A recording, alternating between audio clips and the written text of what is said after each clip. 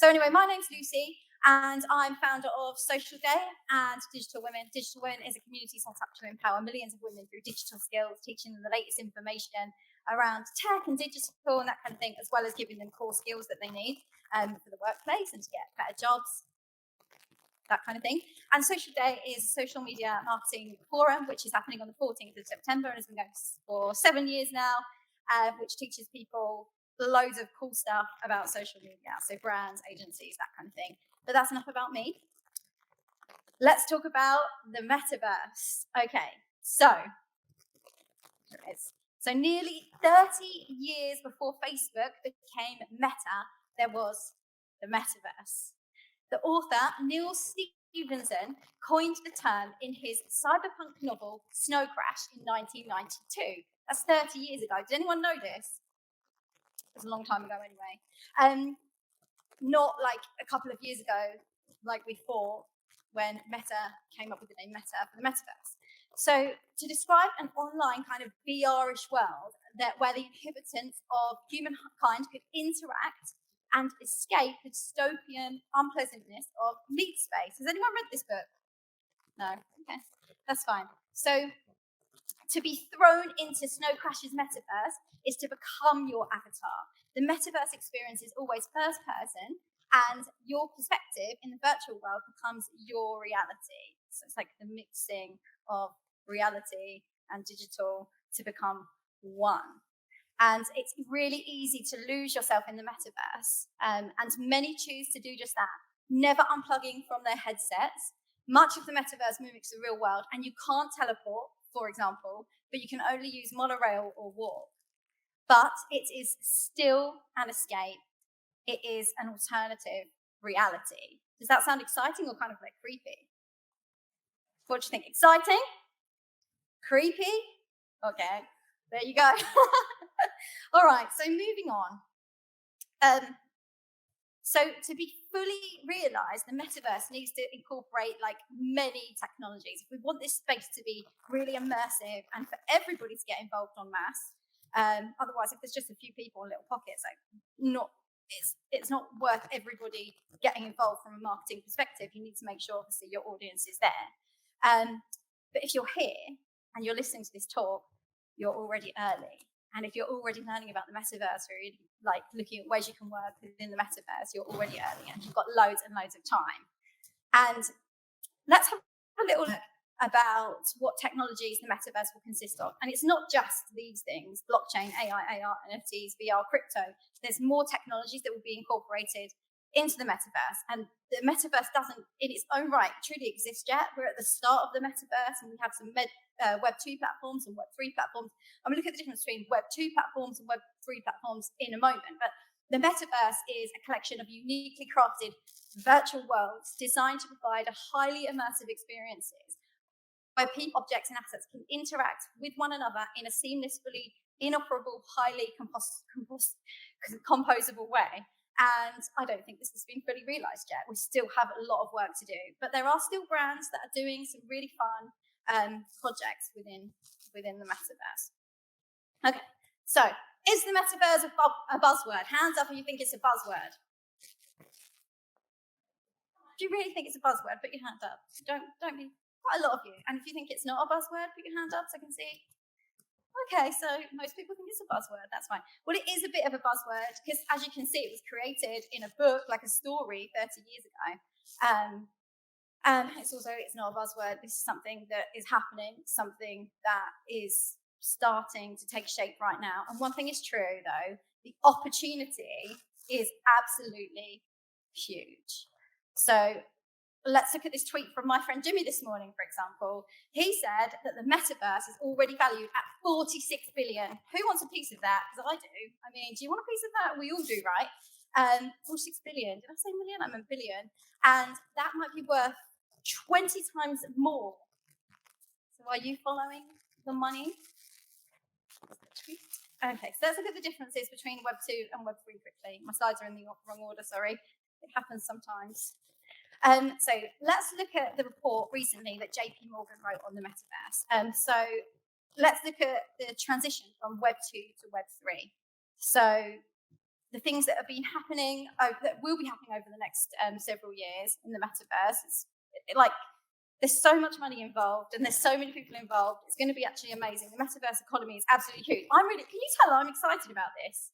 Good. I think you should all be excited about it as well. And this report that JP Morgan wrote laid out some of the key difference between Web 2 and Web 3. And I think sometimes we get a bit confused between what is Web 2 and what is Web 3. I think when you look at Web 2, actually, metaverse is like, the sound's still there. Metaverse is like Roblox, for example. That's Web 2. It's not Web 3. So let's look at some of the differences. So let's look at virtual worlds. So Web 2 virtual worlds, Second Life, Roblox, Fortnite, that kind of thing. Web 3, Decentraland, Sandbox, crypto boxes, Somnium spaces. Have you heard of any of these things? Okay, so write them down. Some stuff to look into when you get back to the office. Differences in organizational structure. So Web 2, this is the most important difference, I think, between Web 2 and Web 3. Web 2, centrally owned, decision based on adding shareholder value. But Web 3 is community governance, such as DAOs and native tokens, and decisions are based on community input.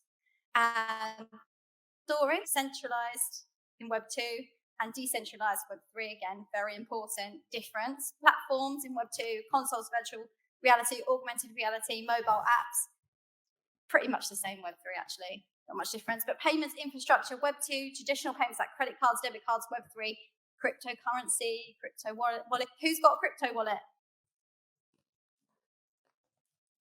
Couple of people. Who's going to get one today after this talk?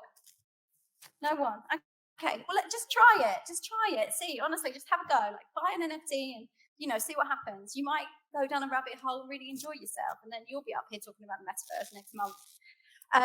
Okay, so yeah, cryptocurrency, digital asset ownership. So in Web 2, they are leased within the platforms where purchased. So for example, you buy something in Roblox, it's within the platform in Roblox. Whereas Web 3 is owned by users through NFTs, which are non-fungible tokens.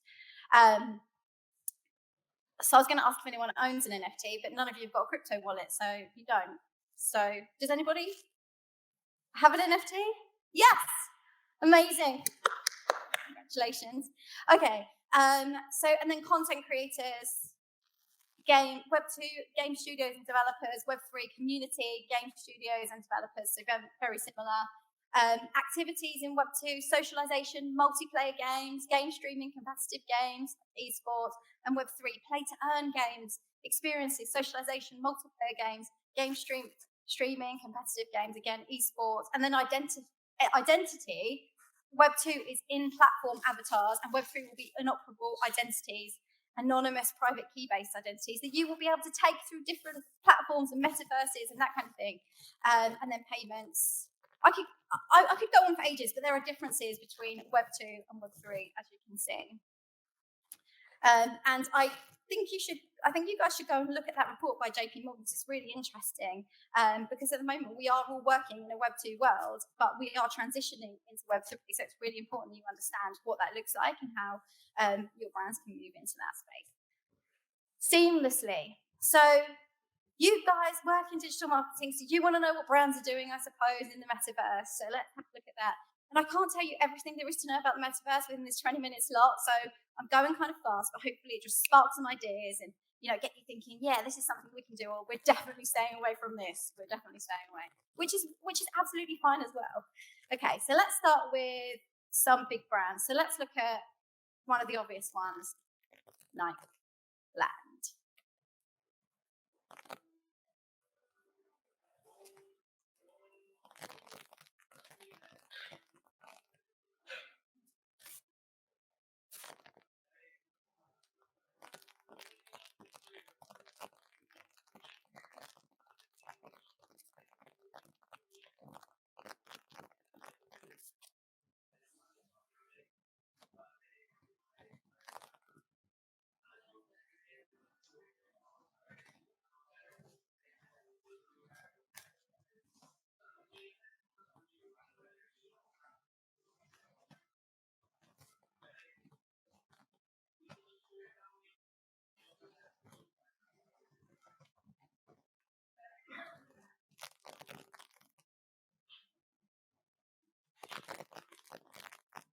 So who knows about who has Roblox?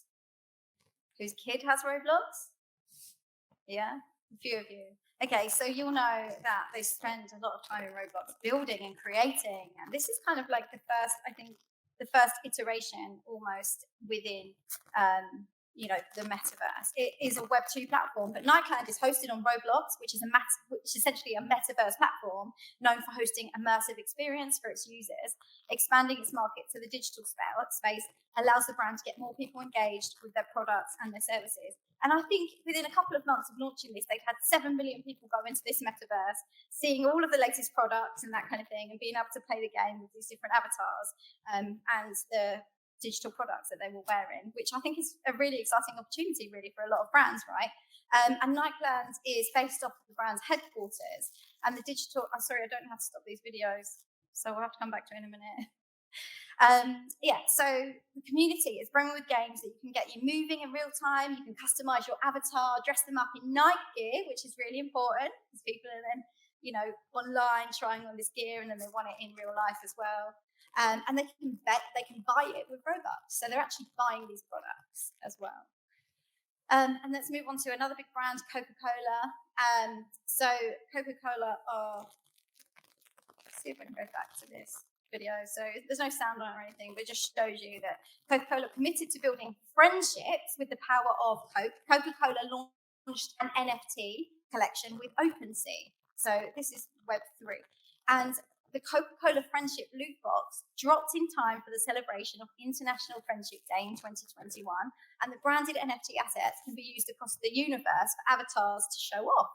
Meanwhile, the winning bidder for the collection would also win a real-life Coca-Cola refrigerator, like you just saw, which I think that's quite cool, stocked with Coca-Cola, and the collection was won at the bidding amount of over $575,000. That's amazing. I mean, it's a drop in the ocean for Coca-Cola, but as you can see, it's creating some real great brand loyalty and getting more eyes on the brand. And then the other one I wanted to talk about was within the fashion industry. And have you seen there's so many companies doing stuff in the fashion industry at the moment, from Gucci, and this one in particular is Louis Vuitton. And the fashion industry is the next best thing to reinvent the metaverse. So it's not just about gaming and like esports and that kind of thing. Users are on the lookout for unique NFT wearables to bring out their personality through in-game avatars and fashion brands. And Louis Vuitton are here to deliver. So luxury brand Louis Vuitton joins in the metaverse hype, released a 30-piece NFT collection in its name to celebrate 200 years of dedication for bespoke fashion. And Louis the game takes you on a journey as Vivian, the brand's mascot. Through it, you can explore various city streets to collect 200 candles and revisit Louis Vuitton's history. So it's a great way to learn more about the brand. It's a great way to be able to buy digital versions of the products to wear on your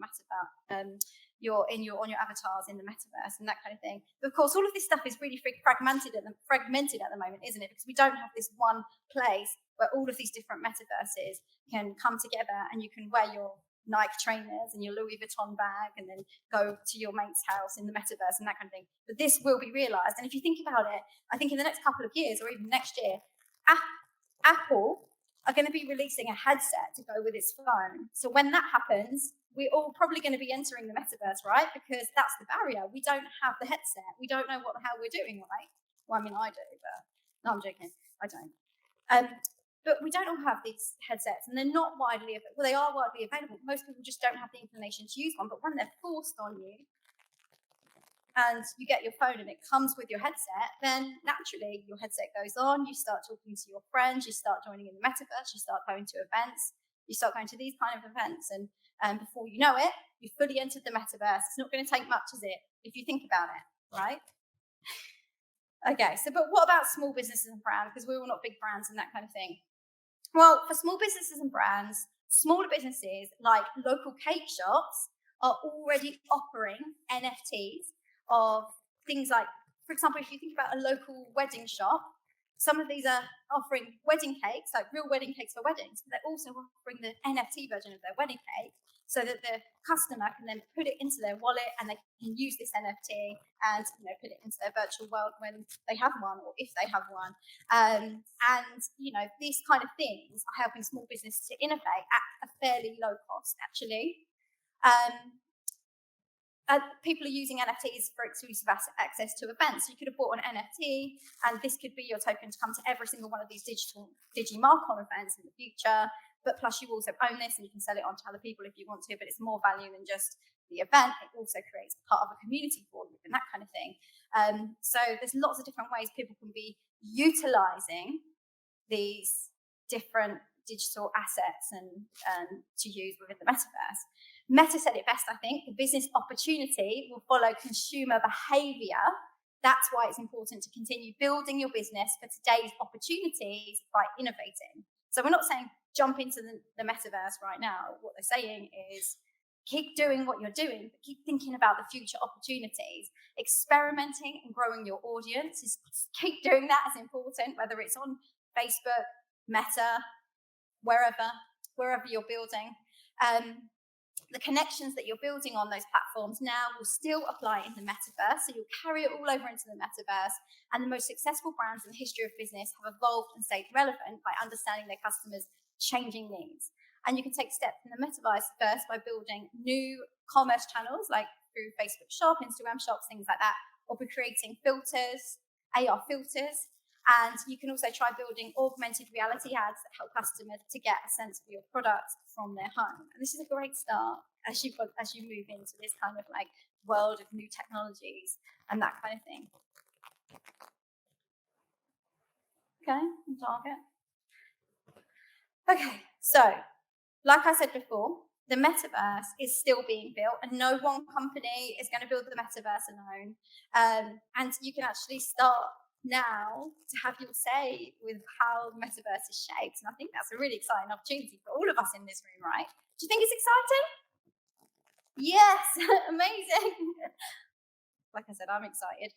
And this is going to be a global partnership with businesses, creators, policymakers, entrepreneurs, and more. And this is something that we can all be part of from the very beginning. So the opportunity is huge. So should we enter the metaverse? Should you guys, your brands, your businesses, clients you work for, should you be entering the metaverse? Well, we just have to ask a really simple question. Should we be involved? If the answer is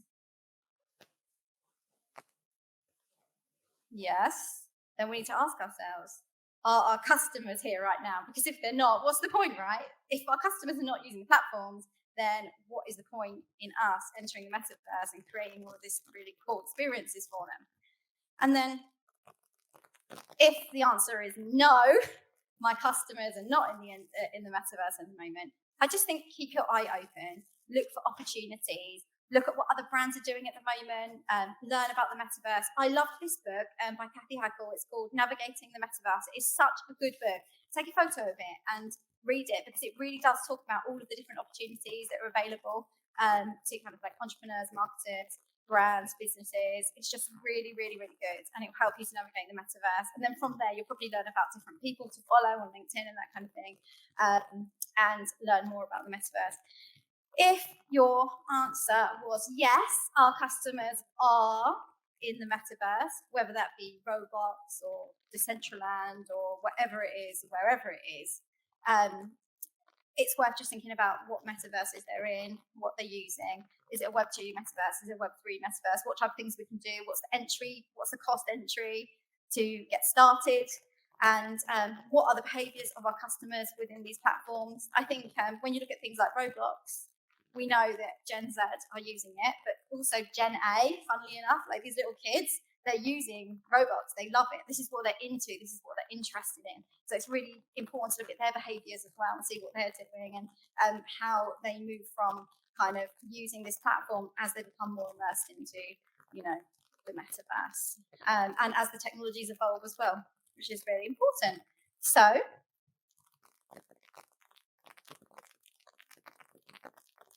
that's been me. just a little overview of the metaverse. I could talk about it all day, to be honest, and I probably should have slowed down a little bit, but my time ran over because of the projector situation.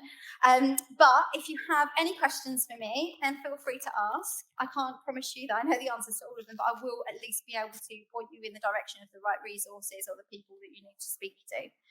You can connect, you can email me if you want to, lucy@willsilver.com. You can find out more about Digital Women at digitalwomen.live. We've got some very simple articles about the metaverse and that kind of thing on there, like how it is, how it works, and that kind of thing. And Social Day, we've got a panel with Meta actually, and some really some other players in the metaverse on 14th of September at Social Day, which is at Bounce in Farringdon. So I hope you all can come along to that. Socialday.uk to get a ticket, or just come up to me and I'll get you a discount or something if you want to come. And you can tweet me at Lucy Shaw and tell everybody how enthusiastic I am about the metaverse. Thank you. Do you have any questions? Yes, hello. Hello. Can't promise I know the answer. Nice, that's a cool one. Can you hear me? Yes, hi. Well, thank you for the presentation, which was very interesting. You're I have a welcome. question about what kind of infrastructure or tools. Oh, sorry. What kind of infrastructure or tools are needed to create metaverse? Like, is it something that only the UK and US have availability for, like laboratory for research and development? Or is it expanding, like also in Europe? So there is the opportunity there as well. And then the second question is it impacting the gaming industry as well? Okay, so there's two questions there. The first question is, are the tools available to build in the metaverse everywhere and not just in the UK and US? Yes, this is like global. There's so many different tools that are available to help you to be able to build and create. For example, I showed you a tweet from Jimmy there. He runs a metaverse called Vault Hill, where you can buy and build within Vault Hill. And if you think about tools like Canva, for example, which is a web tool app platform, right, that helps you to build and create content very easily, especially if you're not a designer or you want to be able to share content easily with other people. They've built into their platform a way for you to build in this way in the metaverse that makes it accessible straight away to absolutely everybody. But if you're just kind of like starting out and you're not really sure where to go or what to do, I think just go online and look at some different case studies and see what other brands have done. Try and connect with relevant people on LinkedIn. There's also Analytica have just released a list of like influencers within Web3 in the metaverse, and those people have really good newsletters and information about what people are doing and how to get started and what tools you can use to build as well. Very much at the moment, like if you're just getting started, there is an amount of and trying to see what platform's right for you. But there are a lot of different platforms and tools out there for you to build on. So, good luck and connect with me and let me know what your ideas are and what it is that you're going to do. And definitely get that book, because that book will definitely give you loads of, spark loads of inspiration as well for you. Yeah. And the other one about the gaming industry? Is the gaming industry. Well, the gaming industry pioneers, I think, with the metaverse, and I think the gaming industry, I don't think they're going to be massively impacted, because I think they'll find ways to innovate and move forward into Web3 as well. Is that what you meant? I mean, I'm not very familiar, so okay. I was just like thinking that because it's kind of related to virtual reality, it has to do with the gaming industry, and maybe they're taking some of the infrastructure and tools to build new games.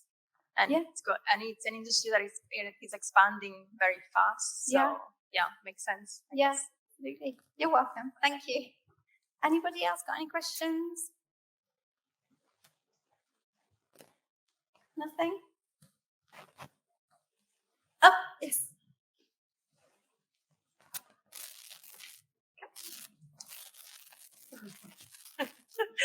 Hey, just with your sort of background knowledge on Meta, it would be great to know if you have any personal thoughts on when you see maybe Meta being more accessible to older generations, past sort of Gen Alpha, Gen Z, and any sort of moves that, more medium enterprises will be able to make to include a larger selection of audiences. Yeah. So are you saying that at the moment it's mostly Gen Z, isn't it, that are using the metaverse, and will older generations start using the metaverse? Yeah, I just think it's about technology. I think it's about it depends what we build. I think Facebook are obviously doing a lot of work in making sure they're getting smaller and medium-sized businesses into, or Meta they're called now, into the metaverse. And as more people start adopting the metaverse and using technology, and technology becomes cheaper, then I think more or less everybody will start to use like the different platforms that are available, because it's just a transition period.